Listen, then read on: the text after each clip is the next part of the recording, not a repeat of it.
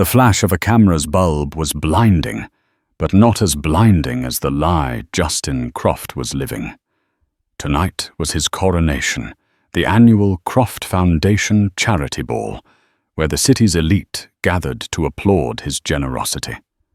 By his side, radiant in emerald silk, was Scarlett Vance, his head of marketing, her hand resting possessively on his arm.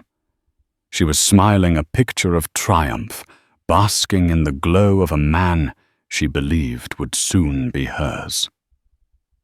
The whispers in the grand ballroom all said the same thing. It was only a matter of time before his quiet, elegant wife was replaced. But they didn't know that miles away a different story was unfolding. A story sealed in a manila envelope, confirmed by a lab, and carried by a woman who had decided that if her world was going to burn, she would be the one to light the match. Eleanor Croft traced the rim of her porcelain teacup, the steam warming her face. From the panoramic window of their penthouse apartment overlooking Central Park, New York City, glittered like a field of scattered diamonds. It was a view that cost more than most people earned in a lifetime, a constant shimmering reminder of the life her husband Justin Croft had built. He was the golden boy of the tech world, the charismatic CEO of Innovate Dynamics, a company that had revolutionized data security. To the world, he was a visionary. To her, for the past 7 years, he had been her husband. Lately, however, he felt more like a stranger who shared her bed. The signs had been small at first, easily dismissed. Late nights at the office became entire weekends. Business trips extended without explanation. The easy intimacy they once shared, the laughter that used to echo through their sprawling home, had been replaced by a polite, sterile silence. When she tried to talk to him, his eyes would be fixed on his phone, his fingers typing furiously. "It's just this new merger, Ellie," he'd say, the pet name feeling like a relic from another era. "Things are crazy right now. It'll calm down soon." But it never did. The distance grew into a chasm. Her hand drifted down to rest on the gentle curve of her stomach. 5 months. 5 months, carrying their child, a secret she had held close, waiting for the perfect moment to tell him. She had imagined a quiet dinner, just the two of them, the city lights twinkling below as she placed his hand on her belly and watched his face break into a genuine, unguarded smile. But the perfect moment never came. The space between them was too crowded with unspoken things. Her suspicion began to curdle into a sick certainty a month ago. Justin had been on a business trip to San Francisco. She'd been sorting through his credit card statements for their accountant when she saw a charge that made her breath catch. The St. Regis, New York, a 2-night stay. During the exact dates he was supposedly on the West Coast. She had confronted him, her heart hammering against her ribs. He'd laughed it off, a smooth, practiced sound. "Oh, that. I booked it for a client, a thank you gift. Must have used the wrong card. I'll get it sorted, sweetheart. Don't you worry your pretty head about it." He'd kissed her forehead, his lips cool and dismissive, and she had let it go. Or rather, she had pretended to. The name Scarlett Vance was a whisper at first, a ghost in the periphery. Eleanor had seen her at company events, of course. She was Justin's star executive, the fiercely ambitious head of marketing he'd personally scouted from a rival firm. She was everything Eleanor wasn't: sharp, loud, dressed in bold colors that demanded attention. She moved with the predatory grace of a woman who knew exactly what she wanted and wasn't afraid to take it. Eleanor had watched the way Justin looked at her, a spark of something more than professional appreciation in his eyes. She had told herself she was being paranoid insecure. The final brutal piece of evidence came not from a PI, but from a simple, careless mistake. Justin's laptop was connected to their family's cloud account. One evening, while searching for a photo of their trip to Italy, a different folder synced automatically. SV. Private. Her fingers trembled as she clicked it open. It was all there. Dozens of photos. Scarlett and Justin on a boat, the sun kissing their skin. Scarlett in a slinky dress, Justin's arm wrapped tightly around her waist at a bar Eleanor didn't recognize. The most damning was a short video clearly taken by Justin. Scarlett was lounging on a hotel bed, a hotel room Eleanor recognized from its distinctive artwork as the St. Regis wearing one of Justin's dress shirts, and nothing else, laughing as she spoke to him. "When are you going to tell her, Jules?" Scarlett's voice was a playful purr. "I'm tired of being your dirty little secret. I want the world to know you're mine." Justin's voice off camera was a low murmur. "Soon, baby. The timing has to be perfect. The divorce needs to be handled delicately. Just a little more patience." The screen went black, but the images were burned into Eleanor's mind. The gilded cage she lived in suddenly felt suffocating, its golden bars cold and sharp. All the excuses, all the reassurances, all the times he'd called her crazy or paranoid, it was all a lie.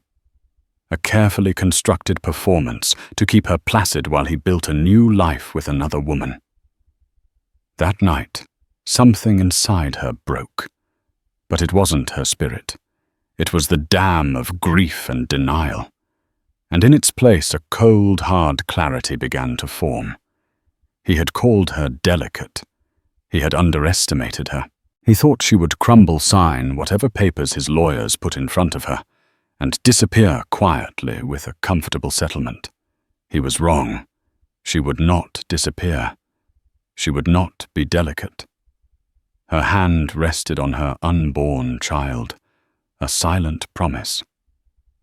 This is for us. She wasn't just fighting for herself anymore. She was fighting for the child he had created, and then so carelessly betrayed. The next morning she made 2 phone calls. The first was to the most ruthless divorce attorney in New York City. The second was to a private genetics lab, inquiring about something she'd only read about, a non-invasive prenatal paternity test. It could be done with a simple blood draw from the mother and a cheek swab from the potential father. Getting Justin's DNA would be the easy part. His toothbrush was in their bathroom. The rest would be war. The offices of Sterling Black and Associates were located in a sleek, anonymous glass tower in Midtown, a place where fortunes were dismantled and futures were rewritten with the stroke of a pen. Eleanor sat opposite Delilah Sterling, a woman whose reputation preceded her. Delilah was in her late 50s, with sharp, intelligent eyes and a no-nonsense demeanor that could make billionaires tremble.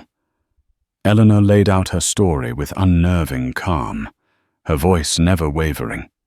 She presented the credit card statements, the synced photo folder on a flash drive, and the timeline of Justin's lies. Delilah listened, her steepled fingers resting on her chin, her expression unreadable. "Most women in your position come in here with tears," Delilah noted when Eleanor had finished. "You haven't shed one." "My tears won't get me what I want," Eleanor replied, her voice as cool as the marble table between them. "And what is that, Mrs. Croft?" "I want to be free of him, but I will not be erased. I helped him build that company. My inheritance was his seed money. My social connections opened the doors his new money couldn't. I will not be paid off and discarded like a failed prototype." Her gaze was direct.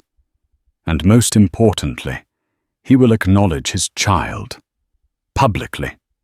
Irrefutably." Delilah nodded slowly, a faint glimmer of respect in her eyes. "Irrefutable proof is the bedrock of any good strategy. What do you have in mind?" "I've scheduled a NIP test," Eleanor said. "I have a sample of his DNA. The lab will have the results in 7 to 10 business days." This time, Delilah allowed a small, sharp smile. "Excellent. While we wait for that, my team will start a forensic audit of your shared finances. Justin Croft presents himself as a self-made man.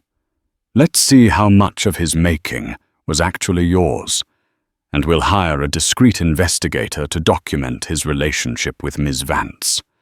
We need a clear, unbroken pattern of behavior." The investigator they hired was a man named Michael Donovan, a former NYPD detective with a knack for blending into the background. His reports arrived daily in a coded email painting a sordid picture of Justin's double life. Donovan chronicled lunches at out-of-the-way bistros, late-night entries into a luxury condo in Soho, registered to a shell corporation, and weekend trips to the Hamptons. The condo was the key. Justin had told Eleanor he kept it as a quiet place to work away from the distractions of the office. It was, in fact, the love nest he had set up for Scarlett. Donovan's photos were grainy but undeniable. Justin and Scarlett kissing on the balcony. Scarlett using a key to let herself in. The two of them emerging on a Sunday morning, looking like any other couple. As the days crawled by, Eleanor lived in a state of suspended animation. She played the part of the devoted wife perfectly. She asked about his day, feigned interest in his fabricated stories of late-night coding sessions, and even massaged his shoulders when he complained of stress. Each touch was a betrayal to herself, but it was necessary. He could not suspect a thing. The element of surprise was her most powerful weapon.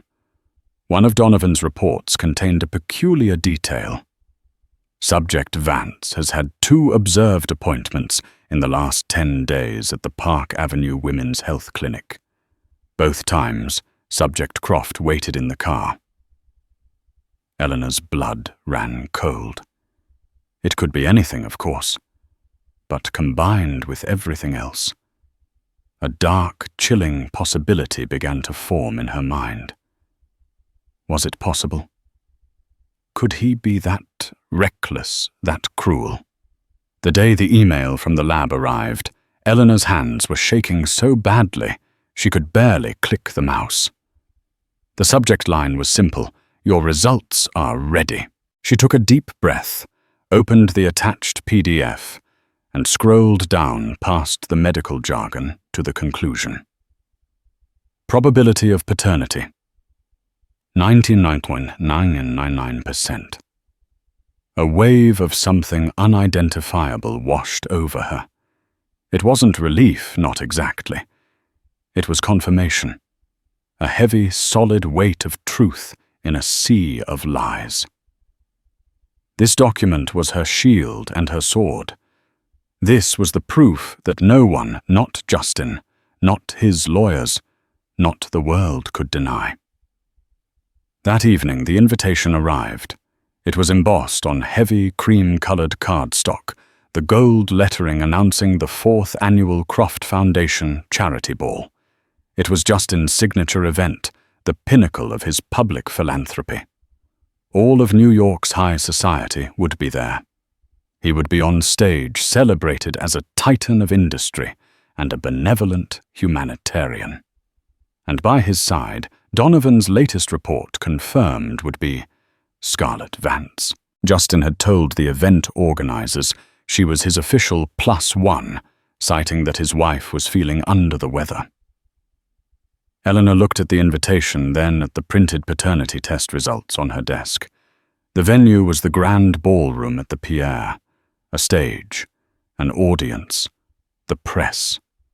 The timing, as Justin had told Scarlett in that video, had to be perfect, and it would be. But it would be her timing, not his. She called Delilah Sterling.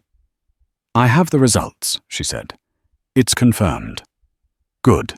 Delilah's voice was brisk. "We can file Monday morning." "No." Eleanor said, a plan crystallizing in her mind, as audacious as it was terrifying. We're not filing on Monday. I know when and where I'm going to confront him, and I'm going to do it in a way that he can never recover from." She told Delilah the plan. There was a long silence on the other end of the line. Finally, Delilah spoke, a low whistle of admiration in her tone. "Mrs. Croft," she said, "they are going to write books about you." The grand ballroom at the Pierre was a cathedral of opulence. Soaring ceilings dripped with crystal chandeliers, casting a warm, golden light over the city's most powerful and influential figures.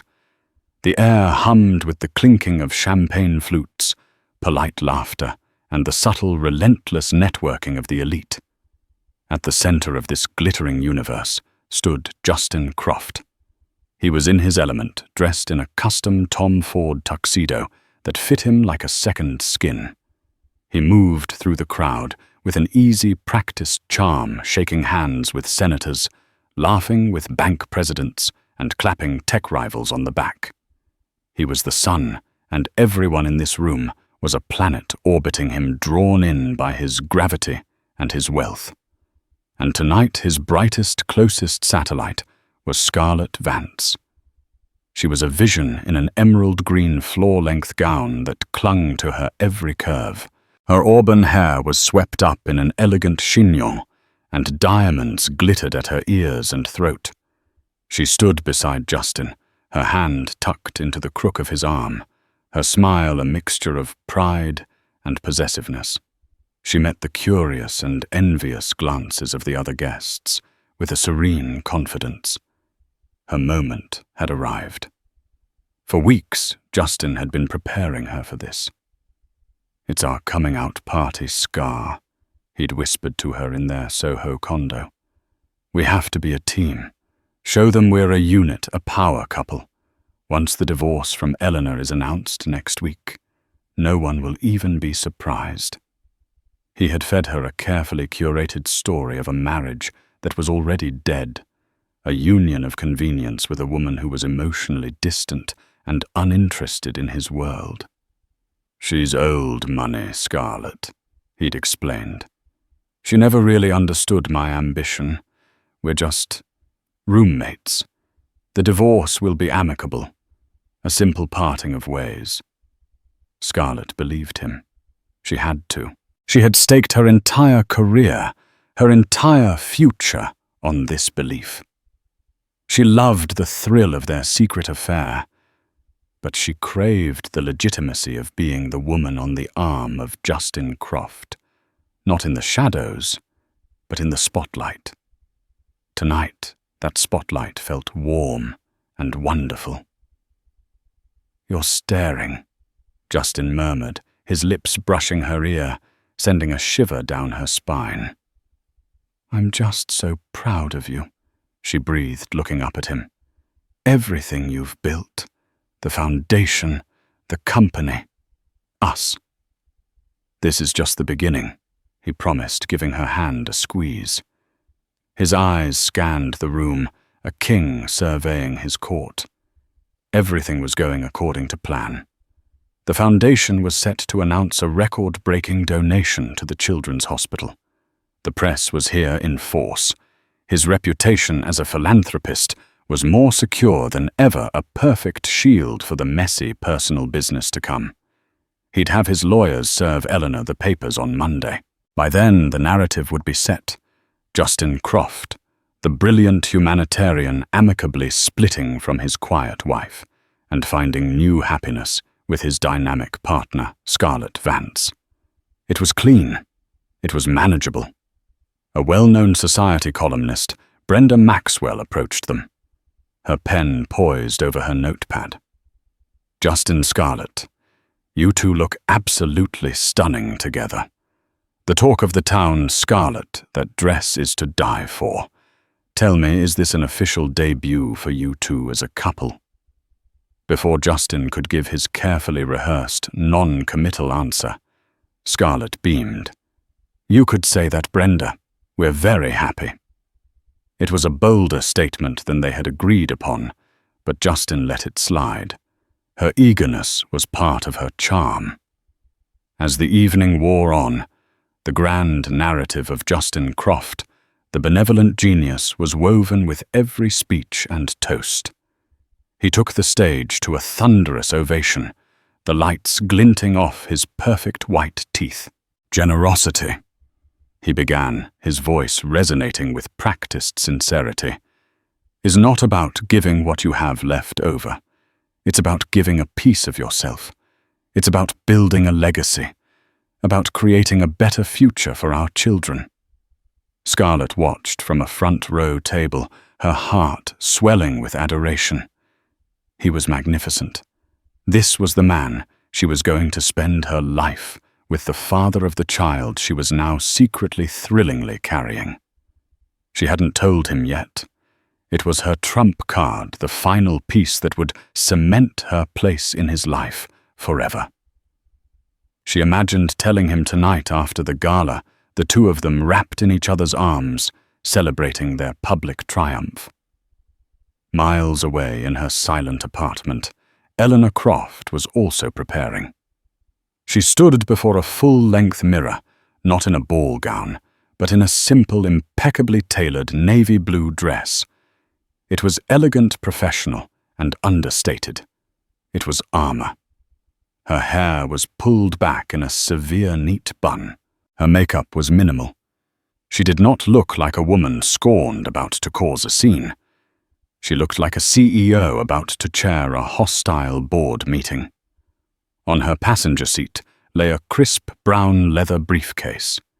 Inside were three things: a copy of the paternity test results, a letter from Delilah Sterling's law firm, formally notifying Justin of the impending divorce proceedings on the grounds of adultery, and a second, much thicker, manila envelope. This one contained the preliminary findings from Delilah's forensic accountant. It was Eleanor's own trump card, and it was far more devastating than she could have ever imagined. She checked her watch. Justin's keynote speech would be ending soon. The live auction would begin the moment of peak attention and press focus. It was time. She picked up the briefcase, her hand steady, her heart a cold, hard stone in her chest. The doorman hailed a cab for her. "The Pierre Hotel, please," she said to the driver, her voice a calm, level whisper against the backdrop of the humming city. The energy in the ballroom was at its peak. Justin had just concluded his speech with a pledge of $5 million from his personal fortune, and the room erupted in a standing ovation. He stepped down from the stage, his face flushed with triumph, and walked directly to Scarlett, pulling her into a brief, possessive kiss that was captured by a dozen flashing cameras. It was a calculated act, a public branding. "She is with me." The auctioneer, a fast-talking man with a silver gavel, took the stage to commence the charity auction. The first item was a week-long stay at a private villa in Tuscany. The bidding was spirited, the paddles flying up. Justin, feeling magnanimous, entered the fray, his easy smile never leaving his face. It was in this moment of peak celebration that Eleanor Croft arrived. She didn't storm in. She didn't weep or shout. She entered through the main doors with the quiet, purposeful grace of someone who belonged there.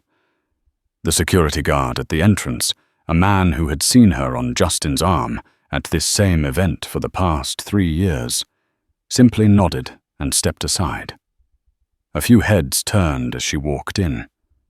Murmurs rippled through the outer tables. "Isn't that Eleanor Croft? I thought she was ill. What is she wearing? It's not a gown." She ignored them, her eyes fixed on one point across the vast room. Table 1, where her husband was sitting with his arm draped casually over the back of Scarlett Vance's chair. Justin was in the middle of a bidding war with a rival CEO, laughing as he raised his paddle. 100,000, he boomed to appreciative applause. Scarlett saw her first. Her smile faltered, a flicker of confusion in her eyes. She nudged Justin, her voice a low hiss. "Jules! Look!" Justin turned, his own smile freezing on his face. It was as if the temperature in the room had dropped 20 degrees.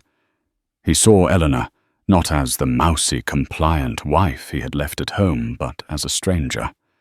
Her composure was absolute, her expression unreadable. She wasn't looking at him with hurt or anger, but with a chillingly detached focus, like a scientist observing a specimen. He slowly lowered his bidding paddle. The auctioneer, sensing the sudden shift in the room's atmosphere, stumbled over his words. "Do I hear 105? 100 and... The whispers grew louder, spreading like wildfire from table to table. The clinking of glasses and cutlery ceased. A heavy, expectant silence began to fall over the grand ballroom.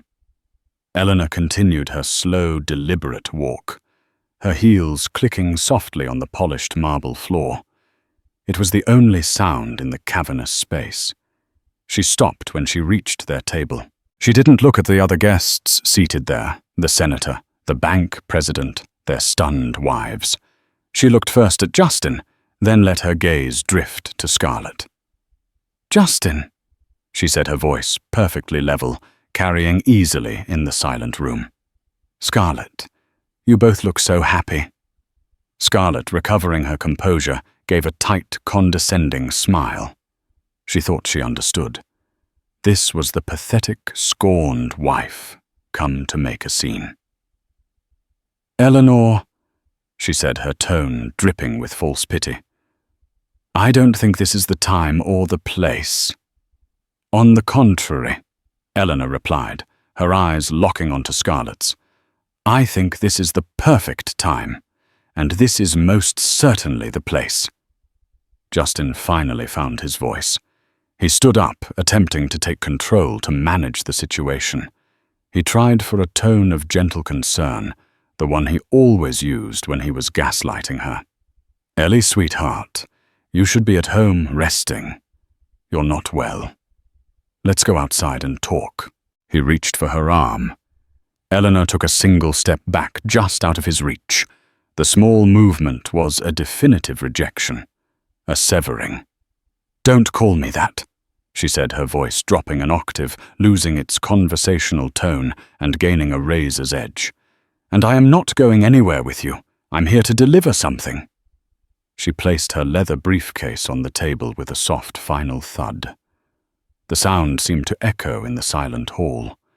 Every eye was on her, on the briefcase, on the unfolding drama that was infinitely more compelling than any auction.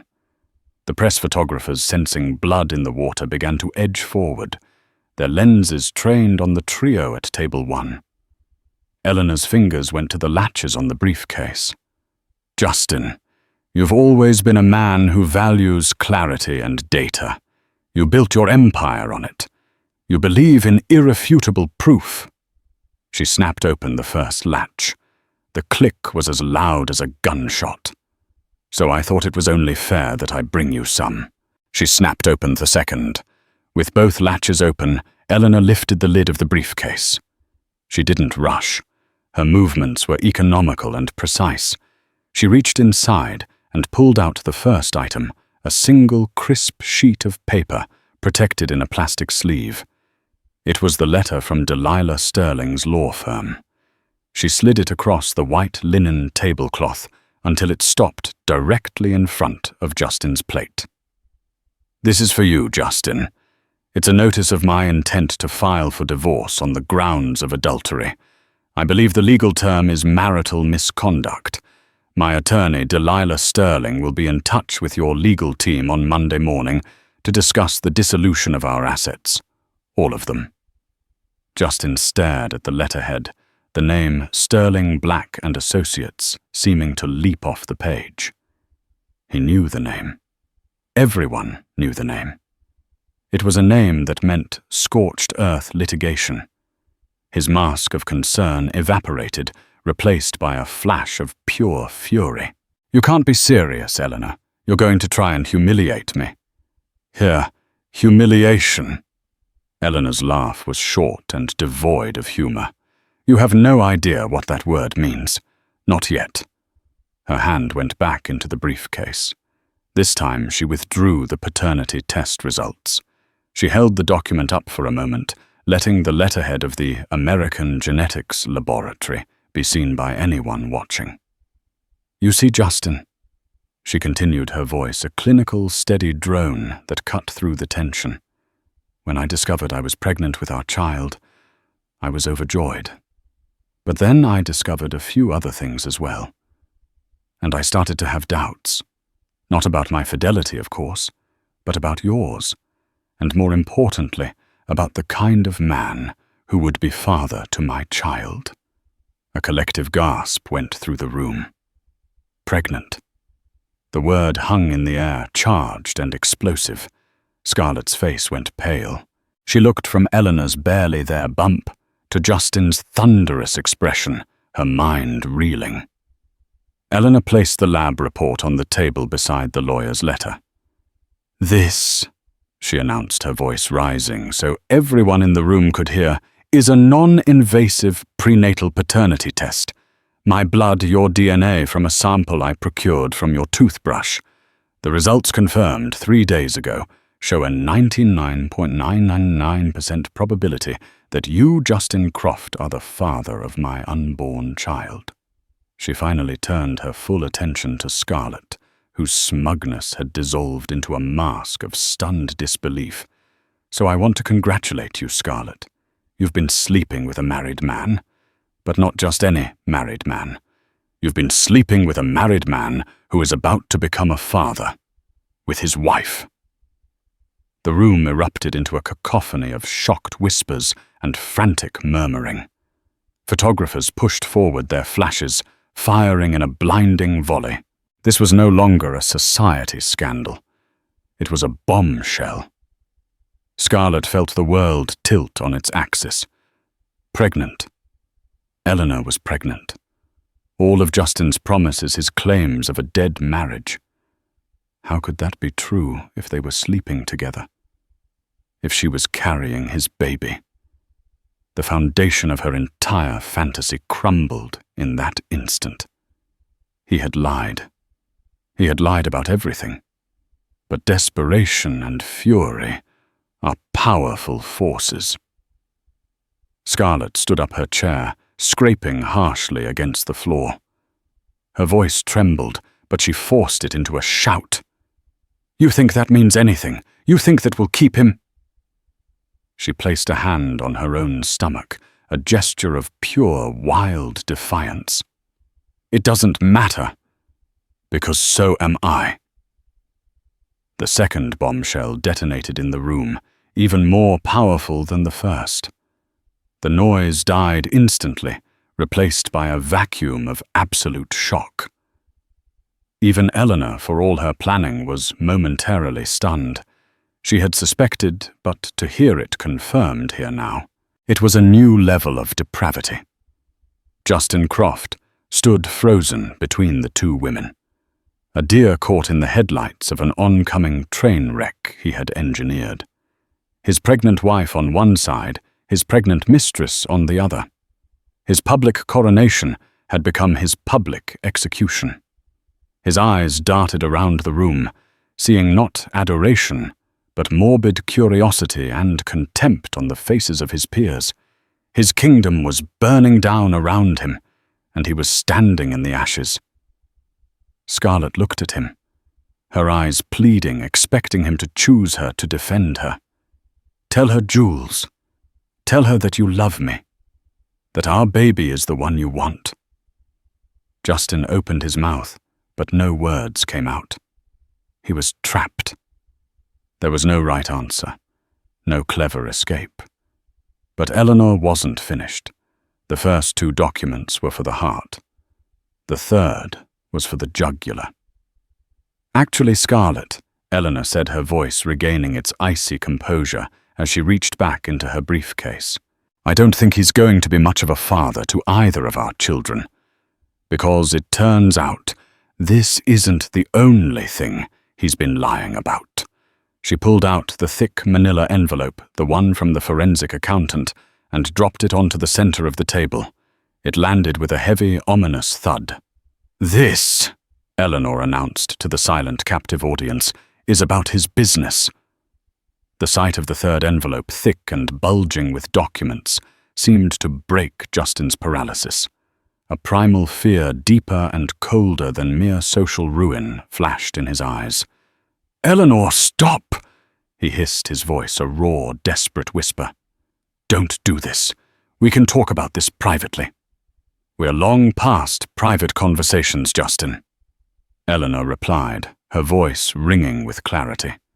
She tapped the thick envelope. "You told me I never understood your ambition. You were right. I never understood that your ambition was built on a foundation of fraud." She looked out at the sea of stunned faces at the journalists, scribbling furiously, and the cameras recording every second. She was no longer just speaking to Justin or Scarlett. She was speaking to the world. "My husband, the celebrated visionary Justin Croft, didn't build Innovate Dynamics alone. He had a co-founder, a brilliant programmer named David Brown. Many of you in the tech world might remember him. He was the true genius behind the company's core algorithm. But David was pushed out 3 years ago, forced to sell his shares for pennies on the dollar after Justin manufactured a performance review crisis." A murmur went through the tech investors in the room. They remembered David Brown, the quiet, brilliant coder who had simply vanished from the scene. "But David didn't just disappear," Eleanor continued. "He was silenced. What this envelope contains is evidence compiled by my accountants over the last few weeks of systematic wire fraud and securities fraud. Justin has been siphoning money from Innovate Dynamics through a series of offshore shell corporations, the same kind of corporation he used to buy the condo he shares with Ms. Vance." She turned her gaze back to Scarlett, whose face was now a canvas of horror and confusion. "And you, Scarlett, you weren't just the other woman. You were a pawn. Justin promoted you to head of marketing for a reason. You had access to sensitive investor relations data.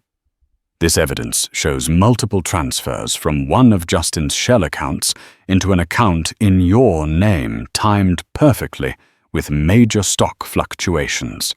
He didn't just make you his mistress. He made you his accomplice." Scarlett swayed on her feet, grabbing the table for support. "No, that's not true. The money. He said it was a bonus. For my performance. Was your performance passing confidential acquisition targets to him 10 minutes before he made a private trade?" Eleanor countered, her voice merciless. "Because that's what the transaction logs show." Scarlett's world was imploding. The love affair, the promise of a future, it was all a lie, a cover for something far uglier. She wasn't his partner. She was his tool, a disposable asset, with a convenient paper trail leading right to her door. Justin lunged for the envelope, a snarl twisting his handsome features into something ugly. "You're lying. This is insane. She's hysterical." But Eleanor was prepared. Before Justin's fingers could touch the documents, 2 large men in dark suits stepped forward from the side of the room. They weren't hotel security. They were part of the private detail Delilah Sterling had insisted on hiring. One of them intercepted Justin's arm with practiced ease. "I wouldn't do that, Mr. Croft," the man said calmly. Eleanor's voice cut through the chaos. "It's all in there. The account numbers in the Cayman Islands, the falsified invoices, the IP logs from the trades, and copies have already been sent to 2 places.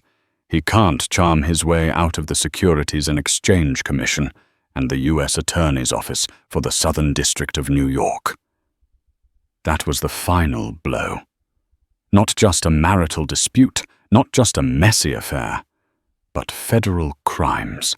the kind that came with frozen assets, public indictments, and prison sentences. The name Justin Croft had built into a monument of success had just been reduced to rubble. The ballroom was in chaos. People were on their feet, shouting, recording on their phones. The gala was over. The legend of Justin Croft was over. Justin stood, held in place by the security guard, his face ashen. He looked at Eleanor, truly seeing her for the first time in years.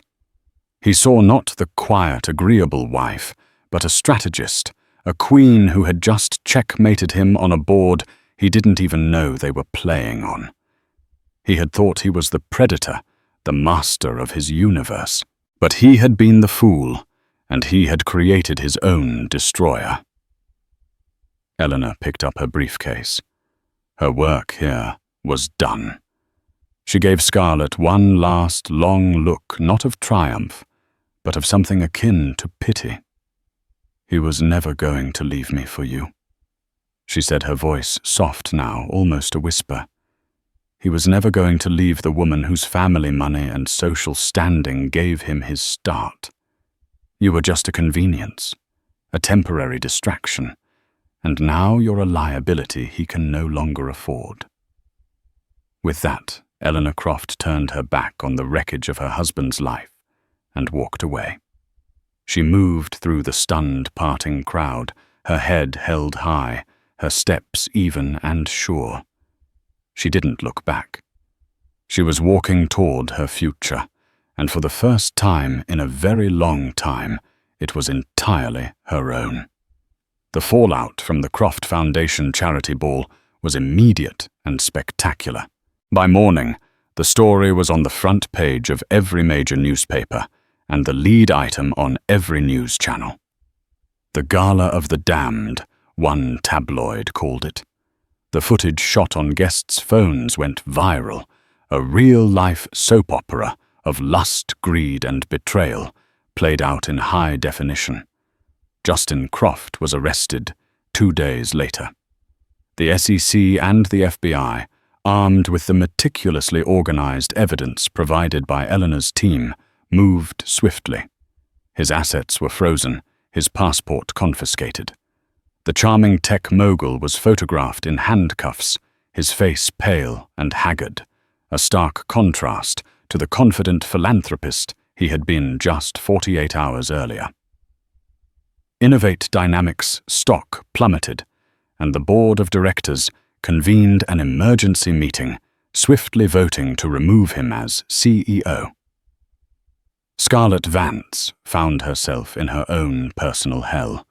Subpoenaed by federal investigators, she was caught between a rock and a hard place.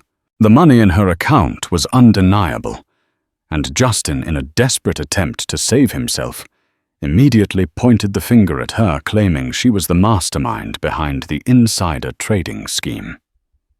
Facing serious charges and the reality that she had been utterly played, Scarlett did the only thing she could.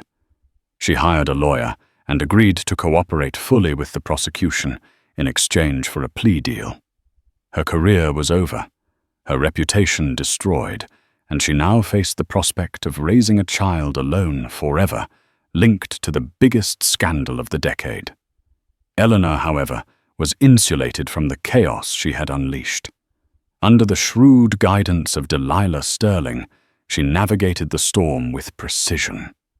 Her prenuptial agreement, combined with the clear evidence of Justin's financial fraud and marital infidelity, gave her immense leverage. More than that, her initial seed money and her family's early investments in Innovate Dynamics made her a significant shareholder. With Justin removed and the company in crisis, the board was in disarray. They needed stability, a clean break from the past, and a leader who wouldn't spook the already terrified investors. To the surprise of the entire financial world, Eleanor, backed by a consortium of early investors her father had known for years, made a bid for control. She wasn't the quiet background wife anymore. In the depositions and board meetings, she was sharp, articulate, and deeply knowledgeable about the company's foundational technology, something she had made a point to learn during the early years. She presented a clear, decisive plan to restructure the company, oust the corrupt executives loyal to Justin, and re-establish trust with a new era of transparency. The board, desperate for a lifeline, agreed. Eleanor Croft was named interim CEO of Innovate Dynamics. 6 months later, Eleanor stood in the same office where Justin had once reigned. The view of Central Park was the same, but the woman looking out was entirely different. She was no longer the wife of a powerful man. She was the powerful man, or rather, the powerful woman. The company under her leadership had stabilized. She had brought back David Brown, Justin's brilliant and wronged co-founder, appointing him Chief Technology Officer, and publicly restoring his legacy. Together, they were rebuilding not on lies and ego, but on genuine innovation and integrity. Her hand rested on her now prominently rounded stomach. She felt the baby kick a strong, reassuring flutter. This child would be born into a very different world than the one she had imagined. It would not be a gilded cage, but a world built on its mother's strength and resilience. There was no bitterness in her heart, only a quiet, fierce determination. She had been betrayed, but she had refused to be a victim. She had taken the shattered pieces of her life and forged them into a crown. A new email pinged on her computer. It was from the U.S. Attorney's Office. Justin Croft, facing overwhelming evidence against him, had accepted a plea bargain, 15 years in a federal prison. Eleanor read the email, took a deep breath, and then closed the laptop. She didn't feel triumph or joy, only a sense of finality. That chapter was over. She turned away from the window and walked back to her desk, a stack of engineering blueprints awaiting her review. She had a company to run, a future to build, and a child to raise. And for the first time, she was doing it all on her own terms. The mistress was gone, the millionaire was in chains, and the wife was just getting started. The 6 months that followed the gala were a blur of depositions, board meetings, and product line overhauls. Eleanor worked with a relentless surgical focus, excising the rot of Justin's regime from Innovate Dynamics. She was respected and in some corners feared. She moved through the world as a titan, a woman forged in the fires of betrayal. But every evening when she returned to the silent, cavernous penthouse, the echoes of her old life remained. She would catch her reflection in the dark panoramic windows, her pregnant form silhouetted against the glittering city, and feel a profound and unsettling solitude. The victory had been absolute, but the cost was a life devoid of the softness she had once known. Her son was born on a crisp autumn morning, a healthy 7-pound boy, with a startling shock of dark hair, just like Justin's. She named him Ethan. Holding him for the first time, Eleanor felt a fierce, primal wave of love that was so powerful it almost brought her to her knees. It was a love untainted by the past, a pure, clean slate. In Ethan's tiny, perfect face, she saw not the man who had betrayed her, but the future she had fought for. He was her true legacy. It was 2 weeks after Ethan's birth that Delilah Sterling called. Her tone was unusually hesitant. "Eleanor, I've received a rather delicate inquiry." "From whom?" Eleanor asked, rocking Ethan's bassinet with her foot as she reviewed a quarterly report. "From Scarlett Vance's attorney," Delilah said. "Ms. Vance gave birth to a boy last week. A paternity test confirmed Justin is the father. He's been named Leo." Eleanor stopped rocking. A cold stillness settled over her. She knew logically that this was inevitable, but the reality of it, of another child, a half-brother to her son born of the same deceit, was a punch to the gut. What does she want, Delilah? She's not asking for money, not directly, Delilah clarified. Her plea deal requires she forfeit all assets tied to the fraud. She's penniless and unemployable. Her attorney is floating a balloon, seeing if a private arrangement can be made for the child's welfare to keep him from becoming a ward of the state or a casualty of the public record. Eleanor's first instinct was a flare of hot, white anger. Let her suffer. Let her deal with the consequences of her choices. It was Scarlett's smug smile at the gala, her possessive hand on Justin's arm, that flashed in Eleanor's mind. Tell her to go through the courts like anyone else, Eleanor said, her voice hard. Justin's remaining assets are tied up in restitution and lawsuits. She can get in line. I can do that, Delilah said quietly. But Eleanor, the child, Leo Vance, he is Ethan's brother. This will follow them their entire lives. The press will have a field day when they discover Justin Croft has 2 sons born weeks apart, one raised in a penthouse, the other in poverty. The narrative, it's not a good one for the new public face of Innovate Dynamics. Delilah was right. It wasn't just a personal issue. It was a matter of public relations of legacy. More than that, it was a question that pricked at the edges of her conscience. What was her victory, for if it created another victim? Could she look her son in the eye in 20 years and tell him she had allowed his brother to grow up with nothing, all because of a war that was already won? I want to see her. Eleanor said the words, surprising even herself. I would strongly advise against it, Delilah countered. Alone. No lawyers, Eleanor insisted. Set it up, a neutral location, tomorrow.